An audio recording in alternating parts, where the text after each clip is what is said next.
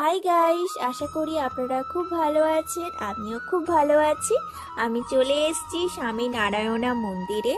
এই মন্দিরটার অবস্থান রায়চক থেকে ধর্মতলার দিকে যাবার পথে, তখন খড়িবেড়িয়া বলে একটা জায়গা আপনারা দেখতে পাবেন। সেই জায়গাতেই এই মন্দিরটা আছে। তো আমি যখন বেহালাতে যেতাম রায়চক থেকে, তখন এই মন্দিরটা বাইরে থেকে দেখতে পেতাম। আর এত সুন্দর লাগতো, এই মন্দিরটার ভেতরে ঢুকে দেখার খুব ইচ্ছে ছিল। এবার একদিন সুযোগ হয়েছে, তো তখন বাড়িতে মা বাবা সবাইকে নিয়ে এই মন্দিরটার দর্শনে বেরালাম।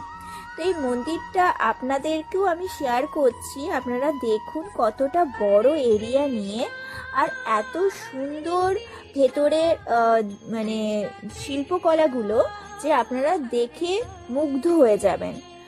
আর এখানে গোসেবারও ব্যবস্থা আছে। আপনারা যারা যারা গোসেবা করতে চান তারা এখানে গোসেবাও করে যেতে পারেন।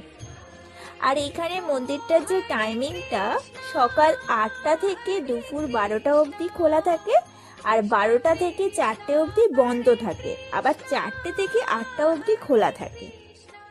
আর মন্দিরটার ভেতরে আপনারা ক্যামেরা অ্যালাউ করবে না, তো যার জন্য ক্যামেরা বা ফোন রেখে যাবারও ব্যবস্থা রয়েছে। আর সেই কারণে আমি মন্দিরের ভেতরে কোনো ভিডিও করিনি। আর এখানে যে ক্যান্টিনটা আছে, ক্যান্টিনে সব রকম খাবার পাওয়া যায়, তার সাথে এখানে মহাভোগ যেটা, সেটা 150 টাকায় আপনারা পেয়ে যাবেন। আর এখানে খিচুড়ি যে প্রসাদটা, সেটা আপনারা 50 টাকায় পেয়ে যাবেন।